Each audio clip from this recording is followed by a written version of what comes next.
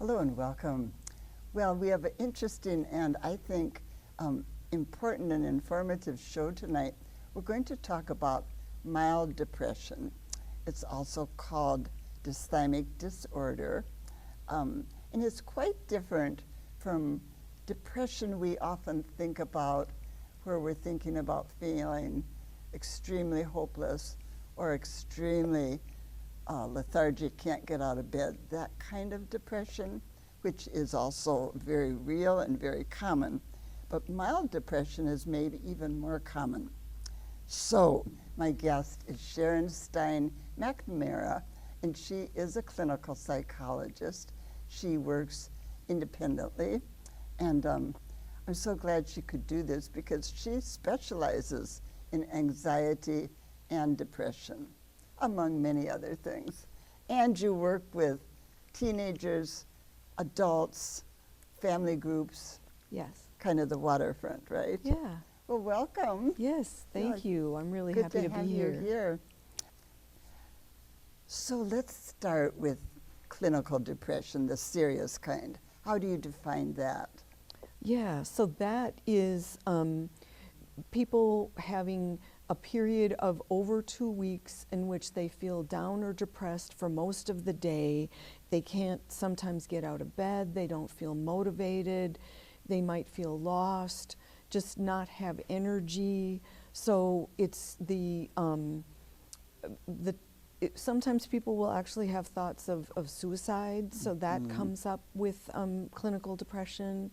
And that's the type when someone should go and speak to their doctor. Because there is treatment for Yes, that, there right? is treatment. And do you feel, Sharon, that people usually need treatment to get out of clinical depression?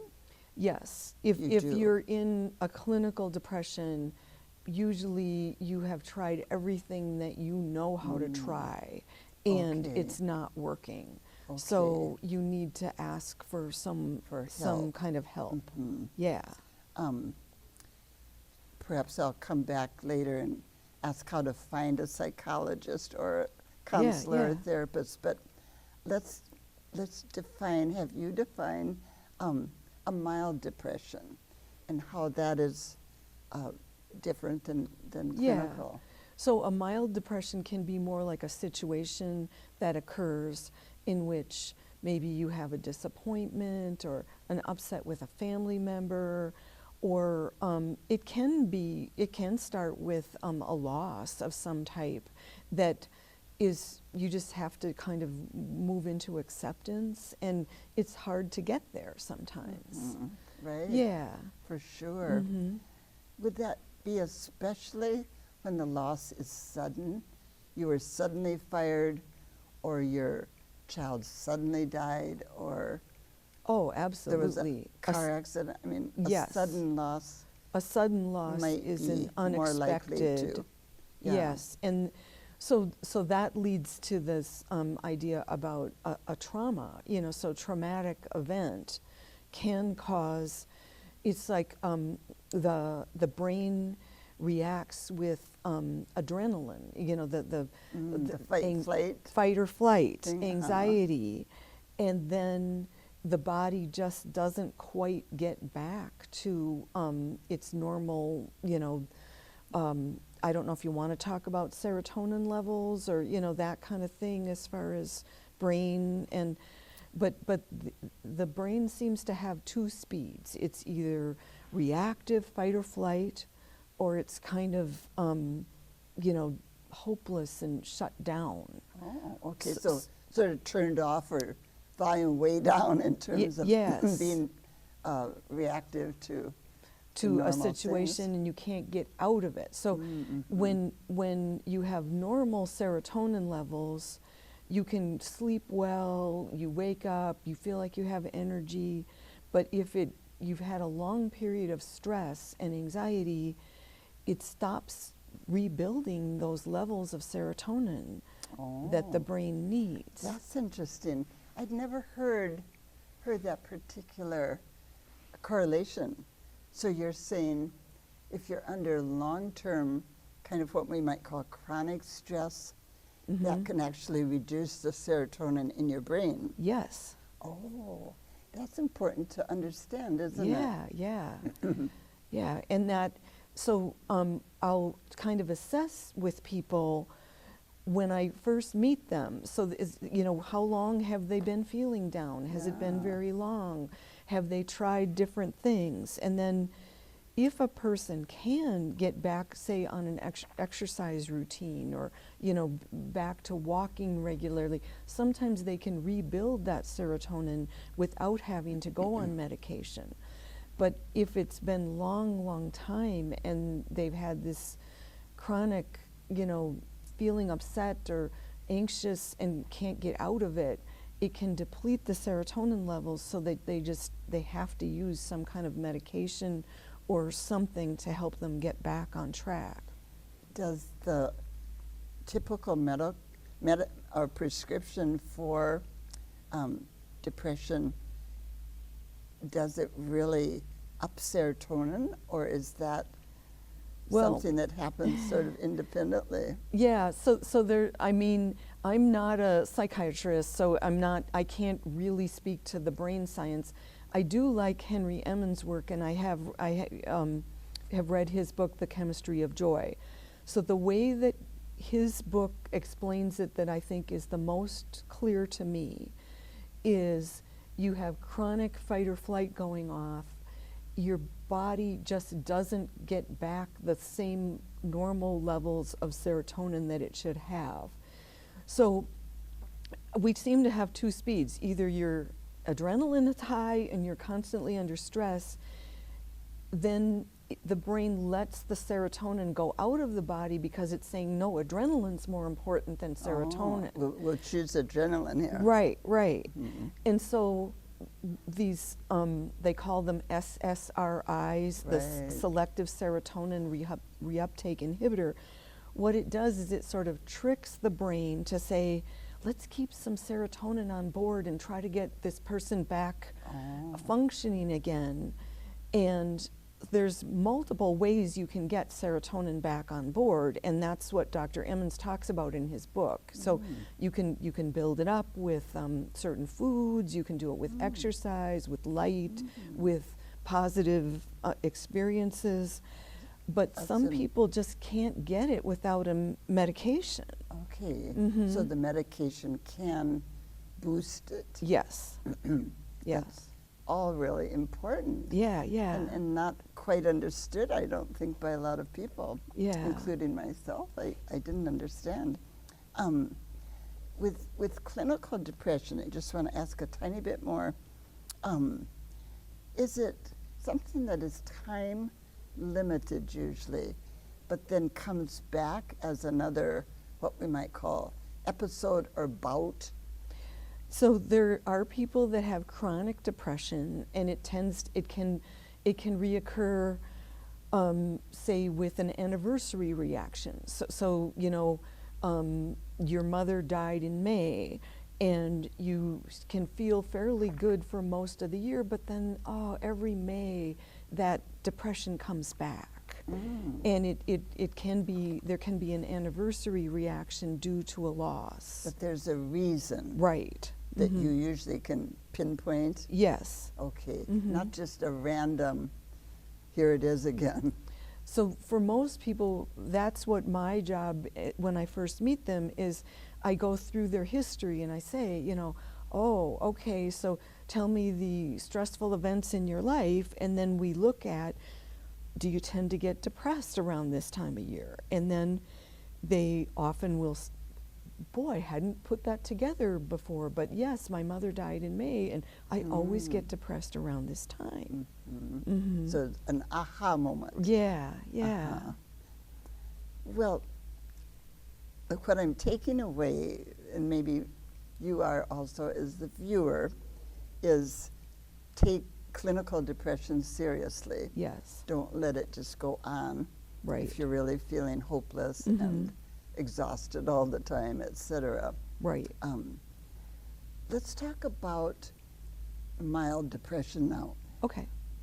If mild depression is a lot milder, does that mean you don't need treatment usually, or how do you distinguish when you need to take that more seriously? Yes, it tends to be when it lingers on. Many people may have taken there's a little test. They have 9 questions when you go to the doctor, and they ask things like, have you been feeling down or sad for part of the day or for many days? And they go back over 2 weeks' time. And that is a measure of what level of depression is the person at. Oh, okay. Yeah.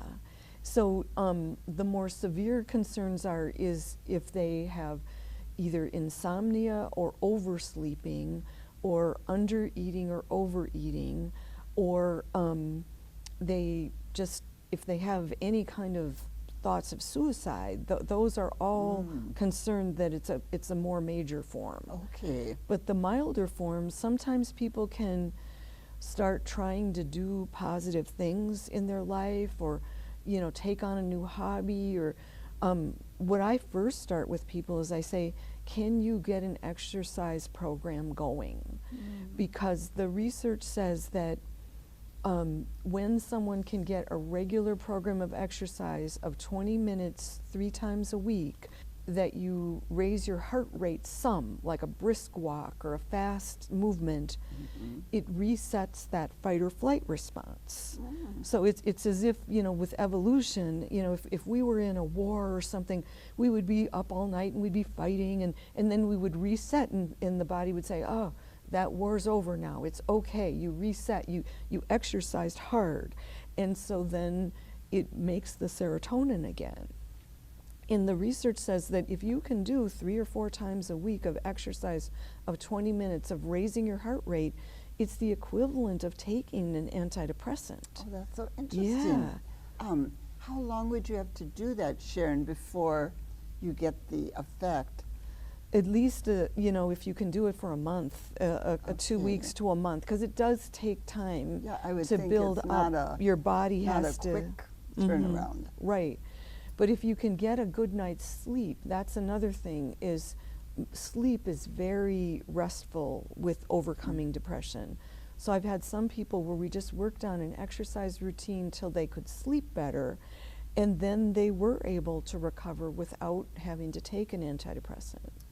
And there is the interesting, at least for people I know and for myself, if you do exercise even moderately, you do fall asleep faster and yes, it sleep has deeper and all of that, right? There's a sleep benefit to exercise, and that's that resetting the fight or flight response. Your body says, oh, you just ran from that terrible bear that was chasing you, and so you can sleep tonight. You're safe now. Yeah. Well, that's really important. Sharon, what are some other things for mild depression that we can do to kind of, keep it at bay? So one of the things that happens to a lot of people when they get depressed is they start having this internal self-judgment. They have a part of their brain that says, oh, you didn't do that well, or that you messed up there, or it's sort of like an internal critic that did it again. Yeah, you did it again. And so basic cognitive behavioral therapy is to catch that inner critic and to help people notice when they're talking to themselves that way, and just notice it and speak to themselves with more compassion and kindness. Pay attention to it. Pay attention to it. Is it hard for people to identify it, though, in time to stop it? It can be hard, but you can also just go back, and so go back and yeah, delete you can, it, so to speak. Yeah, you can go back and be like, oh, I was really talking bad to myself this morning. I'm going to try to correct that for the rest of the day. That's good. And because I think people often do question, what was I thinking there? Or, why did I say that to somebody? Or, something in retrospect that you might want to change. Yeah. Okay, that's good to know. And having more compassion for yourself too, like, oh, I shouldn't be so hard on myself. Maybe I'll give myself a break tomorrow. Or I'm going to give myself a reward for Yes. this hard, week or whatever. Yeah, yeah. Are there some other, so exercise, sleep, watching your negative self-talk? Right. Any other tips that you think are Well, helpful? I really like laughter as medicine, so I try to watch something funny, maybe a comedy TV show, or do something to just laugh and be with people, and that can really make a difference, just having a period of laughing for, a few Even minutes if it's a day. a short half-hour sitcom, huh? Right, right. Okay, yeah, that's yeah. neat to know too. Yeah, yeah. Would you want to do that in kind of a regular way to get the benefits again? Yes, it's try to give yourself a prescription of like, I need to watch my favorite comedy a half hour 3 times a week or something, just to kind of get yourself out of a it. structured plan almost. Yeah, yeah. Okay, that's a great idea. With the stress that's going on in our whole country for everybody, Yeah. I would think this is all more important than some periods of our life when things were smoother, less volatile, less divisive. I do try to I sometimes will have people go on a news fast for a little while. You don't have to watch the news every day. Maybe you want to take a break, or maybe you only want to watch certain news shows that are more palatable moderate, to you. maybe. Yeah, yeah. I don't think there's anything wrong with taking a break, especially from the very upsetting, violent things that are happening in our world. Yeah, I hear a lot of people, friends who have said, I just can't watch, I've got to have a little break. Yeah. Can't watch another, few days. I want a break and then I can get back to it. Yeah. That kind of thing. Yeah. Well, that's Yeah. important to know too. Do you think in terms of mild depression that it's female versus male? Is it gender oriented? Well, so I looked up some research before our talk today, and more often women are more likely to be depressed than men. In terms of mild depression? Yeah, well, in overall depression, okay, overall. Okay. And including also, mild then. Yeah, including mild. And then people that are 2 or more races also they probably have more stress on them just from the regular living in the world. If you are a mixed race person, or you're dealing with diversity and possibly being marginalized, and so that adds to stress and can add to more depression in the world. As a whole group of Yes. people, a whole class. Yes. Oh, I know that there are some really bleak statistics about African American people not living as long in our country. Yes. And would that be tied into some degree to what we're talking about then? Well, yes. I mean, as far as the stressors that cause people to have some kind of ongoing depression, it can be from having, they say if you have 4 adverse childhood experiences, something that happened, say, your parents were incarcerated, or there was some kind of violence in your family, or there was a poverty, or those things add up. And those people are more likely to have chronic illness long term, and also to have periods of depression over their lifetime.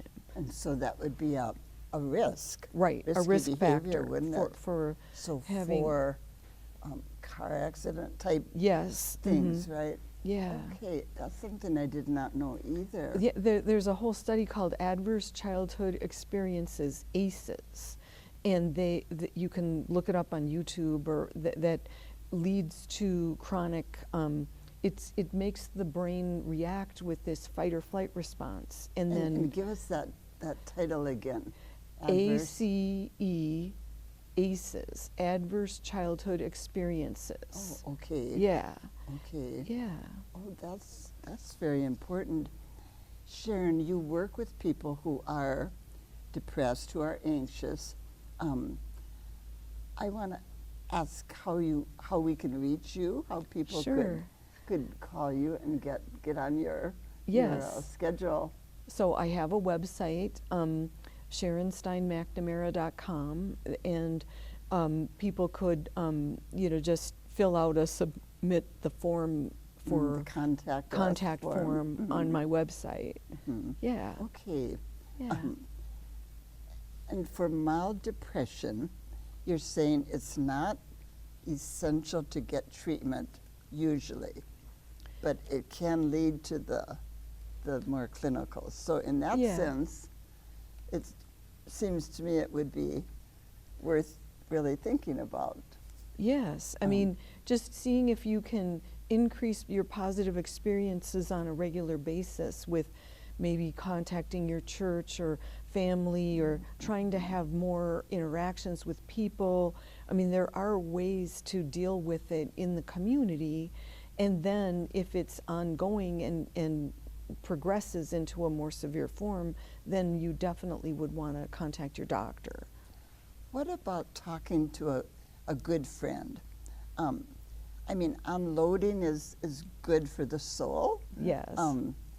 But a friend isn't a doctor. Right. A friend isn't a therapist, unless they are talking to you. Yeah. But at what point do you know I should go beyond just, now we've got about a minute left, so I need a quick answer, but at what point should you say, well, my friend's a great listener, but I really should maybe take this to a professional? Is there any? Yeah, I would be very careful about, do you feel safe being vulnerable with a friend? There are friends that are good friends, but they have certain standards, or they think a different way maybe about things than is good for you. So that's when the decision you want to make, that you are talking to someone that you feel safe being vulnerable with, and that they're not going to go into judgment, because that can make the depression worse, is if you it feel would, judged by sure. someone. Yeah. And in terms of a book, I know you brought Yes. your favorite book that, Yes. The can I hold Chemistry it of up? 'Cause, Joy. we'll get the camera on, if I could hold it here. So it's called The Chemistry of Joy. Henry Emmons is our man that we're giving this attention to. He's a man I've interviewed. It's nice to know that you feel such high respect for him too. Yes, he really helped me. His chapter on how the brain reacts with serotonin and the stress levels helped me to understand when medication is helpful and when other things can be worthwhile. It's not always medication, but sometimes exercise. Sometimes people can't exercise. So, he's got things, supplements and other options in that book. Well, on that note, we've got to say goodbye, but thank you Yes. very much for coming down. Yes, yes. I have learned a lot, and Sharon McNamara, the half hour just went so fast today. It's like, Yes. are we sure we've got the time right? Yeah. But thank you. The Chemistry of Joy, again, is the book.